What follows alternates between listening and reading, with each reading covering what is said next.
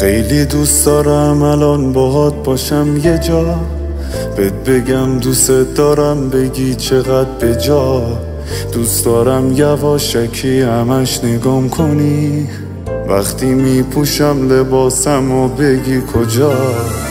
مثلا روم زوم کنی بوم بوم کنه قلبم، مثلا علاج کنی را کج کنی از من، مثلا شمع رو تو روشن کنی هر شب، مثلا بارون بشه چتبا نشه به به. من تو یعنی کار دنیا صد من تو، یعنی دوری با ما بد من خوب، بدون تو حالم بده در کن، مگه میشیم از هم زده. من تو یعنی کار دنیا صد من تو، یعنی دوری با ما بد من خوب، بدون تو حالم بده در کن، مگه میشیم از هم زده.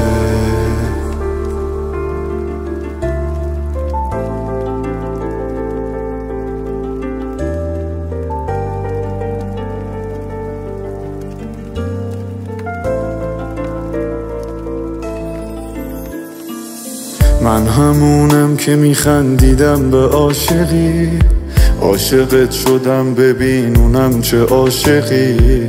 اگه آسمون از اون بالا بیاد زمین، من دوست دارم همین. من تو یعنی کار دنیا صد من تو، یعنی دوری با ما بد من خوب، بدون تو حالم بده در کل، مگه میشیم از هم زده. من تو یعنی کار دنیا صد من تو، یعنی دوری با ما بد من خوب، بدون تو حالم بده در کل، مگه میشیم از هم زده.